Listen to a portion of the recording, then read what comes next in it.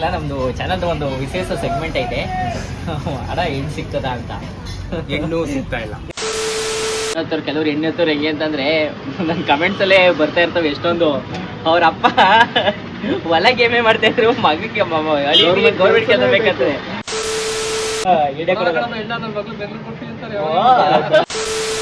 Actually ಅಂತ ಬಿಡ್ಸಿಲ್ಲ ಅಂತೇನಲ್ಲ, ಬಿಡ್ತಿದ್ದೀವಿ. ಆದ್ರೆ ಇವಾಗ ಕಣ್ಣಲ್ಲಿ ನೀರು ಬಂದ್ಬಿಡ್ತವೆ.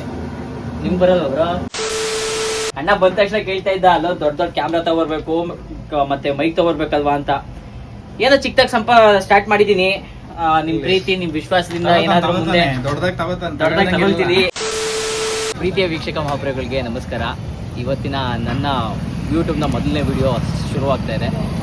ಈ ಒಂದು ವಿಡಿಯೋನ ನಾನು ನನ್ನ ಸ್ನೇಹಿತ ದಿನೇಶ್ ಜೊತೆ ಶುರು ಮಾಡ್ತಾ ಇದ್ದೀನಿ. ಆ ದಿನೇಶ್ ಯಾರು ಗೊತ್ತಾ? ಬನ್ನಿ.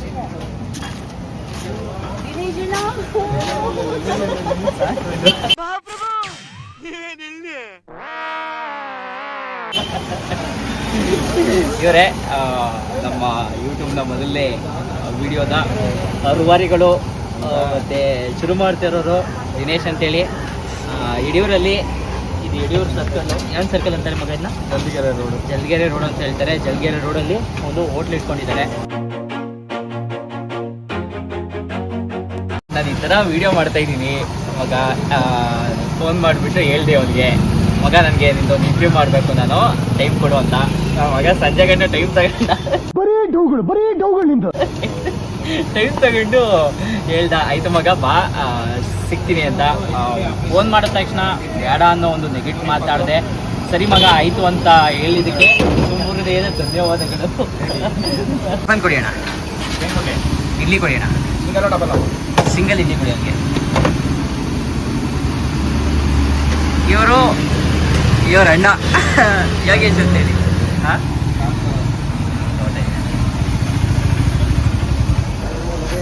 ಹೋಟ್ಲದು ಫಸ್ಟ್ ಟೇಸ್ಟ್ ನಾನು ಹೇಳ್ತೀನಿ, ತಿನ್ಬಿಟ್ಟು ಹೆಂಗಿದೆ ಅಂತ. ಆಮೇಲೆ ಹೇಳ್ತೀನಿ ನೀವು ಬರ್ಬೋದಾ ಬರಬಾರ್ದಾ ಇಲ್ಲಿಗೆ ಅಂತ.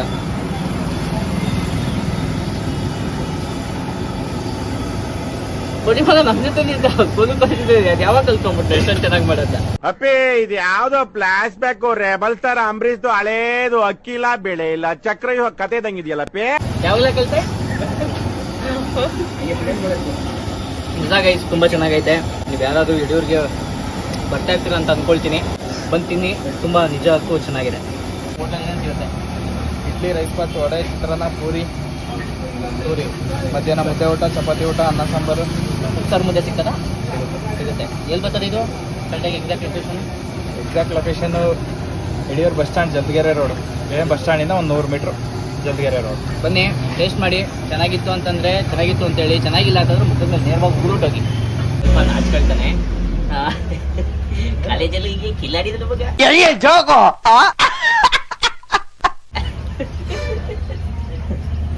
ಆ್ಯಕ್ಚುಲಿ ಅದು ನಂದು ಡಿಗ್ರಿ ಫ್ರೆಂಡು. 3 ವರ್ಷ ಜೊತೆಗೆ ಓದ್ತೀವಿ. 4 ವರ್ಷ ಆಯಿತು. ಕೊರೋನಾ ಬಂದು ಬರಲಿಲ್ವಾ? ಯಾಕೆ ಬರಲಿಲ್ಲ? ಬಂತಪ್ಪ. ಇವಾಗ ನೋಡಿ, ಸ್ವಲ್ಪ ದಿನ ಬೆಂಗಳೂರಲ್ಲಿ ಶ್ರೀನಗರದಲ್ಲಿ ಕೆಲಸ ಮಾಡ್ದ. ಯಾವ ಕಂಪ್ನಿಗಪ್ಪ ಕೆಲಸಕ್ಕೆ ಹೋಗ್ತಿದ್ದು? ಬೆಂಗಳೂರು 1 ವೀಕ್ ಕೆಲಸಕ್ಕೆ ಹೋಗ್ತಾ ಇದ್ದ. ಏನೋ 14,000 14,000 ಸಂಬಳ ಕೊಡ್ತಾಯಿದ್ರು. ಬರೀ ಅದು ಅವ್ನು ಓಡಾಡ್ತಿದ್ದಲ್ಲ, ಗಾಡಿ ಖರ್ಚಿಗೆ ಆಗ್ತಿತ್ತು. ಮನೆಗಿನೇ ಬಾಡಿಗೆಗೆ ಬೇರೆಯವ್ರ ಹತ್ರ ಸಾಲ ಮಾಡ್ತಿದ್ದ. ನಮಗೆಲ್ಲ ಗೊತ್ತಾಗೋಯ್ತು. ಇವಾಗ ಯಡಿಯೂರಲ್ಲಿ ಬಂದಿದ್ದಾನೆ. ತಂದೆ ಆದಂಥ ಒಂದು ಬಿಸ್ನೆಸ್ ಮಾಡ್ತಿದ್ದಾನೆ. ಜೊತೆಗೆ ಅಣ್ಣ ಸಾಥ್ ಕೊಟ್ಟಿದ್ದಾರೆ. ಮನೆಯವರು ಕೂಡ ಸಾಥ್ ಕೊಟ್ಟು ಇವತ್ತು ಒಂದು ಮಟ್ಟಿಗೆ ಬಂದಿದೆ ತಾನೆ. ಏನು ಕತೆ? ನಂದು ಬಿಡು, ನಂದು ಇದ್ದಿದ್ದೇ ಹೇಳೋದು. ನಾನು ಇವತ್ತು ನಿನ್ನ ಬಗ್ಗೆ ಕೇಳೋದಕ್ಕೆ ಬಂದಿರೋದು, ನಿನ್ನ ಬಗ್ಗೆ ಮಾತಾಡ್ಸೋದಕ್ಕೆ ಬಂದಿರೋದು. ನಿನ್ನ ಊರು ಯಾವುದು? ಹಂಪಾಪುರ. ಇಲ್ಲಿಂದ ಎಷ್ಟು ದೂರ ಆಗುತ್ತೆ? 7 ಕಿಲೋಮೀಟ್ರ್. ಅಪ್ಪ ಅವ್ವ ಇದ್ದಾರೆ. ಏನು ಮಾಡ್ಕೊಂಡವ್ರೆ? ವ್ಯವಸಾಯ. ಅವ್ರ ಹೆಸರು? ಗೋಳಿಮೇಗೌಡ ಮಾಡ್ತೀನಿ. ಇದು ಕಲ್ಲಂಗಡಿ ಬೆಳೀತಿದ್ದಲ್ಲ, ಕಲ್ಲಂಗಡಿ ಬೆಳೀತಾ ಇಲ್ಲ. ಅವಾಗ ಕಲ್ಲಂಗಡಿ ಬೆಳೀತಿದ್ದ. ಒಂದು ದಿವಸ ಕಲ್ಲಂಗಡಿನ ನಮಗೆ ಬಂದರು ತೋಟಕ್ಕೆ ಕೊಯ್ದು ಕೊಡ್ತಿದ್ದೆ ಅಂತ. ಒಂದು ದಿವಸ ಒಂದಿಲ್ಲ. ಮತ್ತೆ ಯಾವಾಗ ಬೆಳಿತೀಯ ಕಲ್ಲಂಗಡಿನ? ಮತ್ತೆ ನೋಡೋಣ. ಮಗ ಹೆಂಗೆ ಅಂತಂದರೆ, ದಿನೇಶ ನಿಮ್ಗೆ ಯಾರಿಗಾದ್ರೂ ಕ್ಯಾಟ್ರಿಂಗ್ ಬೇಕು ಅಂತಂದ್ರೂ ಕೂಡ ಹೇಳಿ, ಕ್ಯಾಟ್ರಿಂಗ್ ವ್ಯವಸ್ಥೆ ಮಾಡ್ತಾನೆ. ಎಷ್ಟೇ ಜನ ಇರಲಿ ಬಂದು ಆ ಒಂದು ವ್ಯವಸ್ಥೆ ಮಾಡಿಕೊಡ್ತಾನೆ. ಇಲ್ಲಿ ಯಡಿಯೂರು ಬಂದರೆ ಊಟದ ವ್ಯವಸ್ಥೆ, ಊಟದ ವ್ಯವಸ್ಥೆ ಇದೆ. 10 ರೂಪಾಯಿ ಕಡಿಮೆ ಕೊಟ್ಟರು ಪರವಾಗಿಲ್ಲ, ಬಂದು ಹೊಟ್ಟೆ ತುಂಬ ಊಟ ಮಾಡಿ. ತಾನೇ ಕರೆಕ್ಟ್ ತಾನೇ ಮಾಡ್ಕೊಡೋದ. ಅದರ ಮೇಲೆ ರೈತ ಇದ್ದಾವೆ, ನಿಮ್ಗೆ ಏನಾದರೂ ತರಕಾರಿಗೆ ಕೈಬೇಕು ಅಂದರೆ ಹೇಳಿ ಬೇಕಾದ್ರೆ ಕಾಂಟ್ಯಾಕ್ಟ್ ಮಾಡಿ, ಅದನ್ನು ಕೂಡ ವ್ಯವಸ್ಥೆ ಮಾಡ್ಕೊಳ್ತಾನೆ. ಒಂಥರ ಸುತ್ತಿನ ಬ್ರಹ್ಮಾಂಡ ಇದ್ದಂಗೆ. ಓದುವಾಗ ಹೆಂಗಿತ್ತು, ಓದಾದ್ಮೇಲೆ ಹೆಂಗಿರೋದು? ಓದ್ಬೇಕಾದ್ರೆ ಯಾವ ಜವಾಬ್ದಾರಿ ಇಲ್ಲ, ಏನಿಲ್ಲ. ಯಾರೋ ತಂದಾಕ್ತಾರೆ, ಯಾರೋ ಕೊಡ್ತಾರೆ ಖರ್ಚಿಗೆ, ಓಡಾಡ್ತಾನೆ ಆರಾಮಾಗಿ. ಎಲ್ರೂ 10 ಸೆಕೆಂಡ್ ಮೌನಾಚರಣೆ ಮಾಡೋಣ. ಅಲ್ಲ ಅವಾಗ್ಲೂ ಇವನೇನು ಓಡಾಡ್ಕೊಂಡಿರ್ಲಿಲ್ಲ. ಅವಾಗ್ಲೂ ಕ್ಯಾಂಟ್ರಿಂಗ್ ಗೀಟ್ರಿಂಗ್ ಎಲ್ಲ ಮಾಡ್ಕೊಂಡು ಚೆನ್ನಾಗಿ ದುಡ್ಡು ಮಾಡ್ಕೊತಾ ಇದ್ದ. ಈಗ ಕಾಡ್ಬಾರ್ದು ಅಂತ ಕ್ಯಾಮ್ರಾ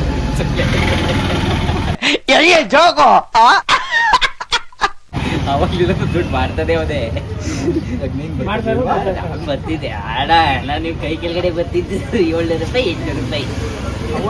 ನೀವು 2000 ಮಾಡ್ಕೊತಿದ್ದೆ ಅಂದರೆ ಗೈಸ್. ಅವಾಗ್ಲಿಂದನೂ ಓದ್ತಾ ಮತ್ತೆ ಕೃಷಿ ಮಾಡ್ಕೊಳ್ತಾ ಮತ್ತೆ ಕ್ಯಾಟ್ರಿಂಗ್ ಮಾಡ್ಕೊಳ್ತಾ ತುಂಬ ಶ್ರಮಜೀವಿ ಅವತ್ತಿಂದ ಇವತ್ತಿನವರೆಗೂ. ಅದೇ ಒಂದು ಖುಷಿ ಆಗುತ್ತೆ. ಅದಕ್ಕೋಸ್ಕರ ಇವತ್ತು ನನಗೆ ವಿಡಿಯೋ ಈ ಥರ ಒಂದು ಕಾನ್ಸೆಪ್ಟ್ನ ಮಾಡಬೇಕು ಅಂತ ಅಂದ್ಕೊಂಡ ತಕ್ಷಣ ತಲೆಗೆ ಬಂದಿದ್ದ ಕಾರಣನೇ ಅಣ್ಣ ಶ್ರಮಜೀವಿ ಅಂತ ಹೇಳಿ. ಹೇಳಪ್ಪ, ಏನು ಎಜುಕೇಷನ್ನು ಏನು ಮಾಡಿದ್ಯಾ? ಡಿಗ್ರಿ ಆಯಿತು. ಡಿಗ್ರಿ ಆಯಿತು. ಇದೆಲ್ಲ ಓದಿದ್ದು ಫಸ್ಟಿಂದ 10th ವರೆಗೂ, 10th ಯಡಿಯೂರಲ್ಲಿ ಸೆಕೆಂಡ್ ಪಿ ಸಿ ಯಡಿಯೂರಲ್ಲೇ ಸಿದ್ದೇಶ್ವರ ಕಾಲೇಜ್. ನೆಕ್ಸ್ಟ್ ಅದಾದ್ಮೇಲೆ ಡಿಗ್ರಿ ನಾಗಮಂಗಲ ಗೌರ್ಮೆಂಟ್ ಕಾಲೇಜ್. ಅವಾಗಲೇ ಚಿನ್ನ ಸಿಕ್ಕಿದ್ದು ನಮಗೆ. ಅಲ್ಲಿವರೆಗೂ ಸಿಕ್ಕಿರಲಿಲ್ಲ.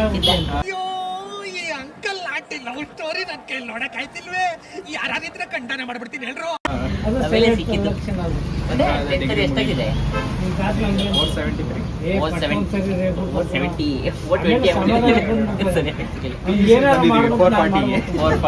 20 ಮಾರ್ಕ್ಸ್ ಕಡಿಮೆ ಆಗಿದ್ದಾರೆ. ಡಿಗ್ರಿ ಅಕ್ಕಪಕ್ಕದಲ್ಲೇ ಕುತ್ಕೊತಿದ್ದು.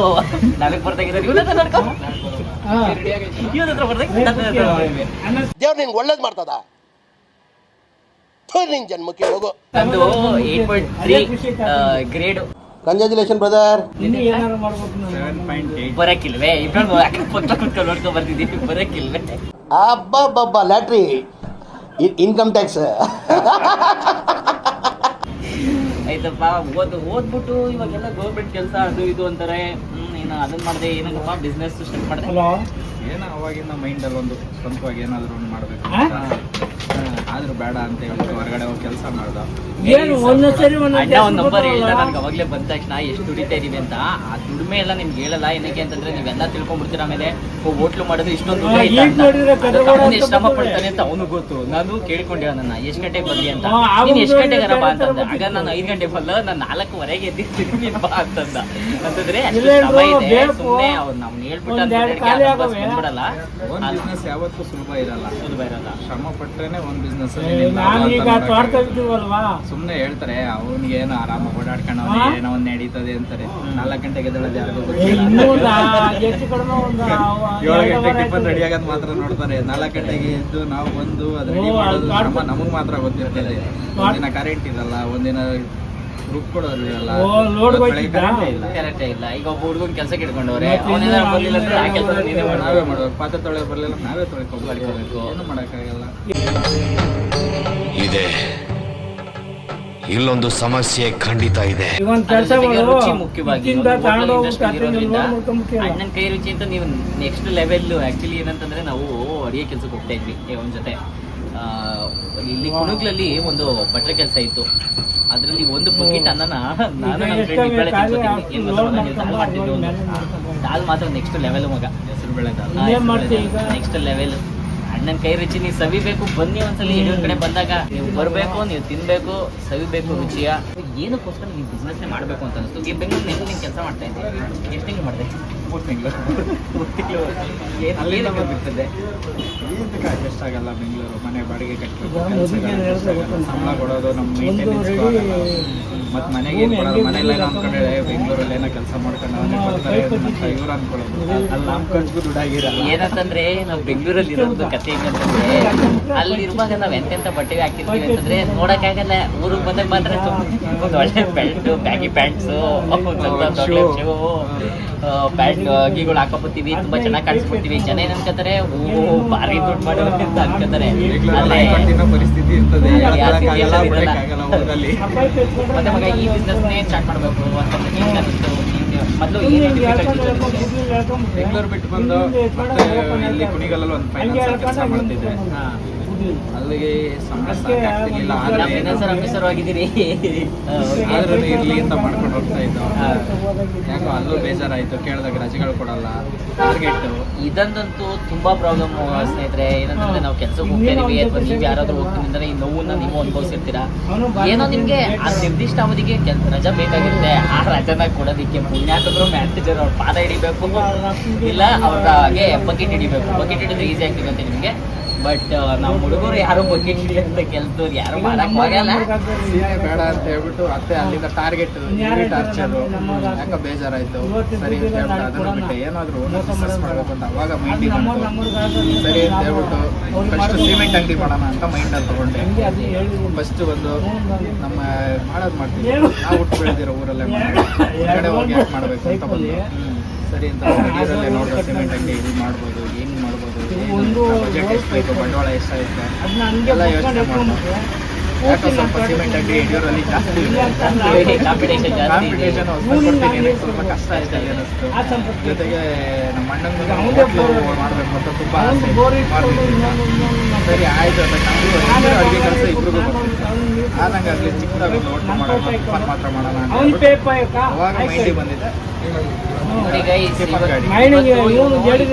ಸ್ವಲ್ಪ ಸಕ್ಸಸ್ ನ ಕಾಣ್ತಾ ಇದ್ದಾನೆ ಅಂತಂದ್ರೆ ಸುಮ್ನೆ ಟಿಫನ್ ಗಾಡಿ ಮಾಡಿದ್ರೆ ನಿಮ್ಗೆ ಸಕ್ಸಸ್ ಕಾಣಲ್ಲ. ಅವ್ರಿಗೆ ಈ ಕೆಲಸದ ಬಗ್ಗೆ ಜ್ಞಾನ ಇತ್ತು ಮೊದ್ಲಿಂದನು. ಅಣ್ಣಂಗೂ ಕೂಡ ಜ್ಞಾನ ಇತ್ತು, ಇವನಿಗೂ ಕೂಡ ಜ್ಞಾನ ಇತ್ತು. ಅದರಿಂದ ಮಾತ್ರ ಇವನು ಸಕ್ಸಸ್ ಆಗ್ಲಿಕ್ಕೆ ಒಂದು ಬುನಾದಿ ಆಯಿತು. ಇವಾಗ ಇವನು ಸಿಮೆಂಟ್ ಅಂಗಡಿ ಮಾಡಿದ್ದು ಅಂತಂದ್ರೆ ಇವನ್ಗೆ ಐಡಿಯಾ ಇಲ್ಲ. ಸುಮ್ಮನೆ ಯಾರೋ ಕೇಳೋನೆ ಯೂಟ್ಯೂಬಲ್ಲಿ ಈ ಥರ ನೋಡಿರ್ತಾರೆ, ಹೋಗಿ ಮಾಡಿಬಿಟ್ಟಿರ್ತಾರೆ. ಆದರೆ ಅದ್ರ ಕಷ್ಟಗಳು ಏನು ಅಂತ ನಾನು ಅನುಭವಿಸಿದ್ದೀನಿ. ಒಂದು ಕಷ್ಟನ ಮುಂದಿನ ದಿನಗಳು ಆ ಕಷ್ಟ ನಿಮ್ಮ ಜೊತೆ ಹೇಳ್ಕೊಳ್ತೀನಿ. ಇವನು ಬೆಂಗಳೂರಲ್ಲಿದ್ದಾಗ ಐಸ್ ಕ್ರೀಮ್ ಮಾಡ್ತಿದ್ದ. ಅವಿರ್ಲಿ ಡಿಗ್ರಿ ಮುಗಿದಾಗ ಅವಿರ್ಲಿ ಮಾತಾಡೋದು ಬರೀ ಇಂಥದೆಯಾ. ಡಿಫಿಕಲ್ಟಿ ಏನಾಗ್ತಿಲ್ವ ಮಗ ನಿಮಗೆ ಫಸ್ಟ್ ಸ್ಟಾರ್ಟ್ ಮಾಡಿದಾಗ? ಆಯಿತು, ಹೊಸ್ದಾಗಿ ಸ್ಟಾರ್ಟ್ ಮಾಡಿದ್ದೀವಿ. ನಮಗೇನು ಅಂದರೆ ಇಷ್ಟು ದಿನ ಬರೀ ಕ್ಯಾಟ್ರಿಂಗ್ನಲ್ಲಿ ಯಾರೋ ಐಟಮ್ ತಂದು ಕೊಡೋರು, ಆ ಥರ ಏನೋ ಅಣ್ಣ ಯಾರೋ ಎಣ್ಣೆ ಥರ ಗಡ್ಡೆ ಥರ ತಂದು ಹಾಕ್ಬಿಡೋರು, ಕೇಳಿದಷ್ಟು ತಂದು ಕೊಡೋರು, ಹಾಕೋವು ಎಲ್ಲ ಬಿಗಿಯಾಗಿ ನಾವೇ ಬಂಡವಾಳ ಕಾಲ್ ಕೆಜಿ ಸಾಲಿಲ್ಲ ಅಂತಂದ್ರೆ ಅಣ್ಣ 1 kg ಸಾಲ್ತಿಲ್ಲ ಅಂತ ಹೇಳ್ಬಿಟ್ಟು ಬಂದಾಕ್ಸೋರು. ಇವಾಗ ನಿದ್ದೆ ಬಂಡವಾಳ, ಸ್ವಂತ ಬಂಡವಾಳ ಹಾಕಬೇಕು. ಬಂಡವಾಳ ಮತ್ತೆ ರಿಕವರಿ ಮಾಡಬೇಕು. ಜೊತೆಗೆ ಇದು ಏನೋ ಬಿಡಪ್ಪ ಇವತ್ತು ಖಾಲಿ ಆಗಲಿಲ್ಲ ಅಂದರೆ ನಾಳೆ ನಾಡ್ದು ಬಿಡು ಬಂಡವಾಳ ಎತ್ಕೋಬೋದು ಅನ್ನೋ ಸೀನ್ ಇಲ್ಲ. ಇವತ್ತು ಏನೇ ಇದ್ರು 3 ಅವರ್ 4 ಅವರ್ ಒಳಗಡೆ ಎತ್ಕೋಬೇಕು. ಇಲ್ಲ ಎಲ್ಲ ಅವತ್ತೇ ವೇಸ್ಟ್. ಅಲ್ಲಿ ಶ್ರಮಜೀವಿ ಶ್ರಮ ಪಡ್ತವ್ರೆ. ನಾವಿಲ್ಲಿ ಒಂದು ಟೈಮ್ ವೇಸ್ಟ್ ಮಾಡ್ತಾ ಇದೀವಿ. ಪಾಪ ಅವ್ರಿಗೆ ಎಷ್ಟು ಬೇಜಾರಾಯ್ತೈತೆ ಏನೋ ಗೊತ್ತಾಗ್ತಾ ಇಲ್ಲ.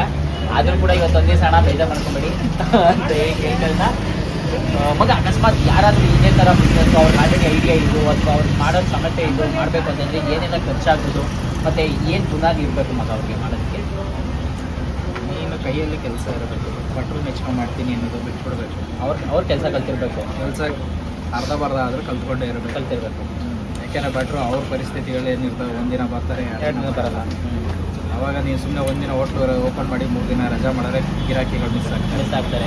ತೆಗೆದ್ಮೇಲೆ ಕನ್ಸಿಸ್ಟೆನ್ಸಿ ಇರಬೇಕು. ಬಂಡವಾಳ ಏನು ಬೇಕು ಹೋಗ್ಬೋದು. ಈ ಥರ ನಿಮ್ದು ಓಪನ್ ಮಾಡ್ತೀನಿ ಅಂತಂದರೆ ಒಂದು 2.5-3 ಲಕ್ಷ ಬೇಕು. 2.5-3 ಲಕ್ಷ ಗಾಡಿಗೆ ಎಲ್ಲ ಸೇರಿಸಿ, ಗಾಡಿ ಟೆಕ್ಸ್ ಎಲ್ಲ ಸೇರಿಸಿ. ನೋಡಿ ಗೈಸ್, ನಿಮಗೂ ಯಾರಿಗಾದರೂ ಅಡುಗೆ ಕೆಲಸ ಗೊತ್ತಿದ್ದು ನೀವು ಯಾರಾದರೂ ಒಂದು ಸ್ವಂತ ಬಿಸ್ನೆಸ್ನ ಮಾಡ್ಕೋಬೇಕು ಅಂತ ಇದ್ದರೆ ನೀವೊಂದು ಐಡಿಯಾ ಮುಖಾಂತರ ನೀವು ಮಾಡ್ಕೊಬೋದು. ಆದರೆ ಅಷ್ಟು ಬರುತ್ತೆ ಇಷ್ಟು ಬರುತ್ತೆ ಅಂತ ಮೊದಲನೇ ತಿಂಗಳ ನೀವು ಎಕ್ಸ್ಪೆಕ್ಟ್ ಮಾಡೋದಕ್ಕೆ ಹೋದರೆ ನಾವು ಟೈಮ್ಗೂ ಬರೋಲ್ಲ. ಅಷ್ಟೇ ಮಾಡಿದ್ರೆ ಸುಮ್ಮನೆ ಯಾವ್ದಾರ ಕೆಲಸಕ್ಕೆ ಹೋಗಿ ನೆಮ್ಮದಿಯಾಗಿರ್ಬಿಡಿ. ಬಿಸ್ನೆಸ್ ಅಂತಂದರೆ ನೀವು ಅಗ್ರ ಹತ್ರ ನಿದ್ದೆಗೆ ಇಡಲೇಬೇಕಾಗುತ್ತೆ. ಆವಾಗಲ ಮಾತ್ರ ನಾವು ಸಕ್ಸಸ್ ಮಾಡೋದಕ್ಕೆ ಸಾಧ್ಯ ಆಗುತ್ತೆ. ಸ್ಟಾರ್ಟಿಂಗ್ ಬರೀ ಟಿಫನ್ ಮಾಡ್ತಿದ್ದೋ, ಹಂಗೆ ಬಿಸ್ನೆಸ್ ಇಂಪ್ರೂವ್ಮೆಂಟ್ ಮಾಡ್ಕೋಬೇಕು ಅಂತ ಹೇಳ್ಬಿಟ್ಟು ಈಗ ಮಧ್ಯಾಹ್ನ ಸ್ಟಾರ್ಟ್ ಮಾಡಿದ್ದೀವಿ. ಆ್ಯಕ್ಚುಲಿ ಅಣ್ಣ ನಮಗೆ ಯಾವಾಗ ಒಂದು ಫೋನ್ ಮಾಡಿದಾಗ ಕರೆದಿದ್ದ, ಬರೋಕ್ಕಾಗಲಿಲ್ಲ. ಇವತ್ತು ನಮ್ಮೂರು ಇಲ್ಲಿಂದ ಒಂದು 30-40 ಕಿಲೋಮೀಟರ್ ಇದೆ. ಬಂದಿದ್ದೀವಿ, ಟಿಫನ್ ತಿಂದಿದ್ದೀವಿ, ಅಣ್ಣ ಕೊಟ್ಟ. ಹೊಟ್ಟೆ ತುಂಬ ಇದೆ. ನೀವು ಹೊಟ್ಟೆ ತುಂಬಿಸ್ತಾನೆ ಬನ್ನಿ ಈ ಕಡೆ. ಯಾರಾದರೂ ಬಂದಾಗ ನೀವು 10 ರೂಪಾಯಿ ಕಡಿಮೆ ಕೊಟ್ಟರು ಪರವಾಗಿಲ್ಲ, ಹೊಟ್ಟೆ ತುಂಬ ಊಟ ಮಾಡ್ಕೊಂಡು. ನನ್ನ ಈ ಒಂದು ಹೊಸ ಪ್ರಯತ್ನದ ಒಂದು ಹೊಸ ಸೆಗ್ಮೆಂಟ್ ಏನಪ್ಪ ಅಂತಂದರೆ, ಏನು ಸಿಗ್ತಾಳ ಮಗ ಇದೊಂದು ನಿಜ ಸ್ನೇಹಿತರೆ, ನಿಮ್ಗೆ ಹೇಳಿದ್ರೆ ಅರ್ಥ ಆಗಲ್ಲ. ಆಕ್ಚುಲಿ ಅರ್ಥ ಮಾಡ್ಕೋಬೇಕು ನೀವು.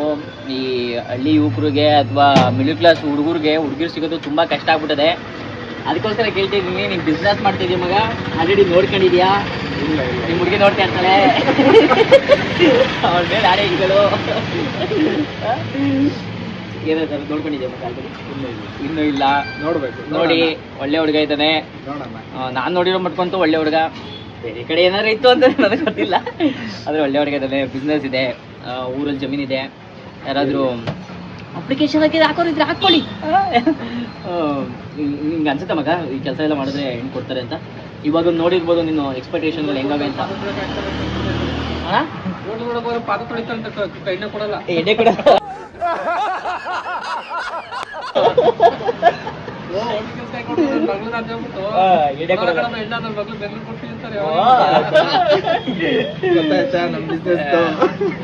ಗೈಸ್, ಹೌದು, ಅವನು ಪಾತ್ರೆ ತೊಳೆಯೋದಕ್ಕೆ ಖಂಡಿತ ತೊಳ್ಸಲ್ಲ ಬಿಡಿ.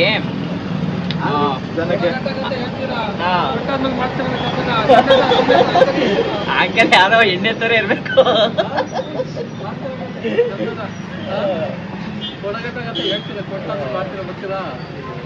ಖಂಡಿತ ಗೈಸ್. ಏನಂತಂದ್ರೆ ಇವಾಗ ಕೆಲವ್ರು ಹೆಣ್ಣೆತ್ತವ್ರು ಹೆಂಗೆ ಅಂತಂದ್ರೆ ನನ್ನ ಕಮೆಂಟ್ಸ್ ಅಲ್ಲೇ ಬರ್ತಾ ಇರ್ತವೆ ಎಷ್ಟೊಂದು. ಅವ್ರ ಅಪ್ಪ ಹೊಲ ಗೇಮೆ ಮಾಡ್ತಾ ಇದ್ರು, ಮಗಕ್ಕೆ ಗೌರ್ಮೆಂಟ್ ಕೆಲಸ ಬೇಕಂತದೆ. ಮನೆ ಇರ್ಬೇಕು, ಊರಲ್ಲಿ ಆಸ್ತಿ ಇರ್ಬೇಕು. ಹುಡುಗ ಮಾತ್ರ ಬೆಂಗಳೂರಲ್ಲೇ ಇರ್ಬೇಕು. ಊರಲ್ಲಿ ಅವ್ರ ಅಪ್ಪ ಅಮ್ಮ ಬೇಕಾದ್ರೆ ಮಾಡ್ಕೊತಾರೆ. ಸುಮ್ಮನೆ ಇರ್ಬೇಕಷ್ಟೇ. ನಾನು ಈ ಒಂದು ಯೂಟ್ಯೂಬ್ ಹೊಸ ವಿಡಿಯೋಸ್ಗಳಲ್ಲಿ ಇದಂತೂ ಸೆಗ್ಮೆಂಟ್ ಇದ್ದೇ ಇರುತ್ತೆ. ಹುಡುಗಿ ಸಿಗ್ತಾಳ ಮಗ, ಸಿಗ್ತಾಳಂತೆ ಇವನಿಗೆ, ಖಂಡಿತ ಸಿಗ್ತಾಳೆ. ಏನಕ್ಕೆ ಅಂತಂದ್ರೆ ನನ್ ನಿಜ ಇವ್ನ ನಂಬರ್ಸ್ ಹೇಳ್ಬೋದು, ಏನ್ ನಂಬರ್ಸ್ ಇಲ್ಲಿ ಮಾಡ್ತಾನೆ ಅಂತ. ಆ ನಂಬರ್ಸ್ ಬೇಡ, ಅದು ಹಂಗೆ ಇರಲಿ. ಏನಕ್ಕೆ ಅಂತಂದ್ರೆ ನೀವೆಲ್ಲ ಉಸ್ತುಕರಾಗ್ಬಿಡ್ತೀರ ಆಮೇಲೆ ನಾನ್ ಮಾಡ್ಬೇಕು ಅಂತ. ಅದು ಬೇಡ. ಬಟ್ ಚೆನ್ನಾಗಿದೆ, ಜೀವನ ಚೆನ್ನಾಗಿದೆ ಮಗ, ಪರವಾಗಿಲ್ಲ. ಏನು ಈ ದೂರಲ್ಲಿ ಇಟ್ಕೊಂಡು ಆ ನಂಬರ್ಸ್ ಮಾಡ್ತಾ ಇದೀಯಾ, ಪರವಾಗಿಲ್ಲ. ಮತ್ತೆ ಚೆನ್ನಾಗಿ ಮಾಡ್ತಾ ಇದ್ದಾನೆ. ಏನಂತಂದ್ರೆ ಈ ಒಂದು ಸಮಸ್ಯೆ ಹೋಗ್ಬೇಕು ನಿಜಕ್ಕೂ ಕೂಡ. ದಿಲ್ಲಿ ಆಗಲಿ ಹಳ್ಳಿ ಆಗಲಿ, ಹೆಣ್ಣನ್ನ ಹುಡುಗನ್ ನೋಡ್ಕೊಂಡು ಕೊಡಿ ಸಾಧ್ಯವಾದಷ್ಟು. ಹಣ ಅಂತಸ್ತು ಆಸ್ತಿ ನೋಡ್ಕೊಂಡು ಕೊಡ್ತು ಅಂತಂದ್ರೆ ನಾನು ಕಣ್ಣಿಂದ ನಾನು ನೋಡ್ತಾ ಇದ್ದೀನಿ, ಕಿವಿಯಿಂದ ಕೇಳ್ತಾ ಇದ್ದೀನಿ. ಎಷ್ಟೋ ಜನ ನೋವು ಅನುಭವಿಸ್ತಾ ಇರೋದನ್ನ ದಯವಿಟ್ಟು ಹಂಗೆ ಮಾಡಕ್ ಹೋಗಿ.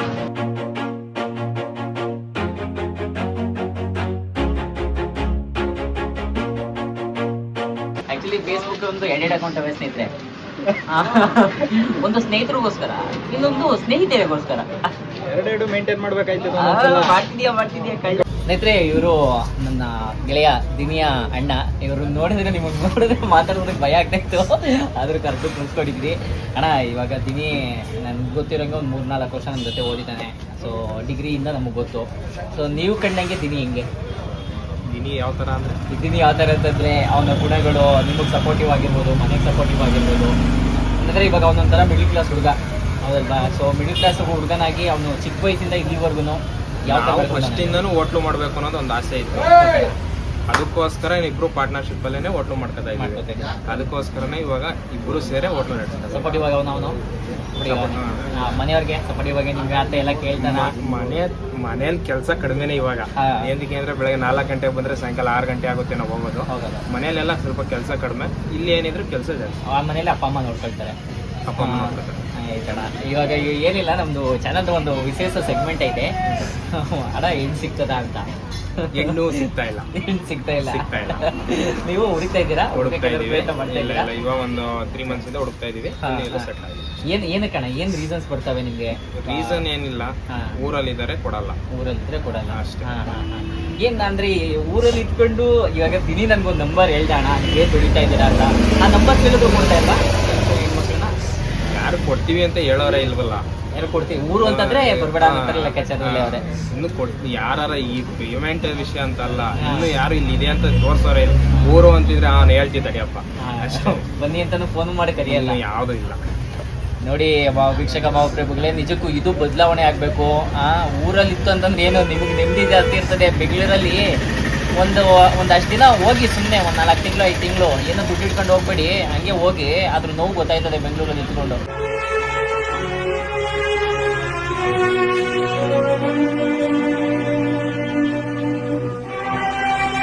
ಯಾರೋ 4-5 ಬಿಲ್ಡಿಂಗು 4 ಕೋಟಿ ದುಡ್ಡು ಇಟ್ಕೊಂಡಿರೋ ಚೆನ್ನಾಗವನೆ ಬೆಂಗಳೂರಲ್ಲಿ.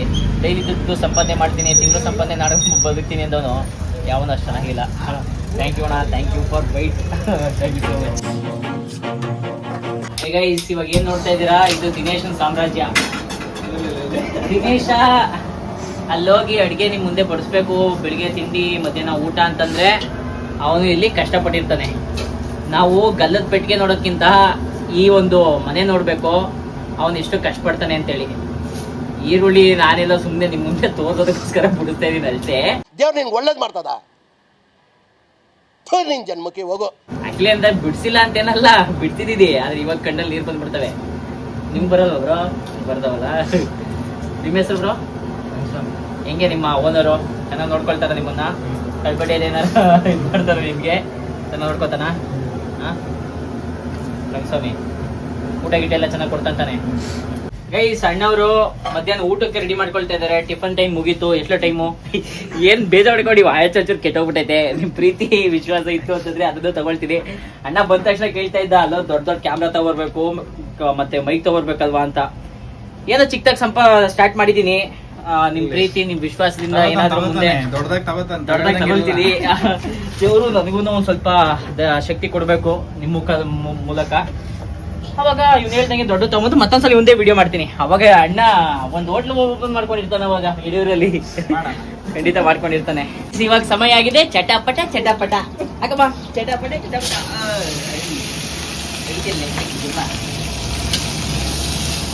ಏನ ಮಗ, ಏನ್ ಸರ್ ಮಾಡ್ತೀವಿ ಇವಾಗ? ಬಸ್ಸಾರು ಬಸ್ಸಾರು ಬಸ್ಸಾರು ಅಲ್ಲ, ಬಸ್ಸಾರು ಅಂತಂದ್ರೆ ಡಿಫ್ರೆಂಟ್ ಆಗಿರುತ್ತೆ. ಏನಂತಂದ್ರೆ ಇದನ್ನೆಲ್ಲ ನಾವು ಒಗ್ಗರಣೆ ಹಾಕೊಂಡು ರುಬ್ಕೊಂಡು ಆಮೇಲೆ ಸಾರು ಮಾಡ್ತಾನೆ. ಒಂಥರ ಟೇಸ್ಟು. ಮಂಡ್ಯ, ಹಾಸನ, ತುಮಕೂರು, ಮೈಸೂರು ಭಾಳ ಜನಕ್ಕೆ ಗೊತ್ತಿರ್ತದೆ ಬಸ್ಸಾರು ರುಚಿ. ಬೆಂಗಳೂರಿಗೂ ಗೊತ್ತಿರ್ತದೆ. ಇನ್ನು ಉತ್ತರ ಕರ್ನಾಟಕದವ್ರಿಗೆ ಅದ್ರ ರುಚಿ ಗೊತ್ತಿಲ್ಲ. ಸಾಧ್ಯವಾದ್ರೆ ಬನ್ನಿ ನಮ್ಮ ದಿನೇಶನ್ ಹೋಟ್ಲಿಗೆ, ತೋರಿಸ್ತಾನೆ ಆ ರುಚಿ ಏನು ಅಂತೇಳಿ.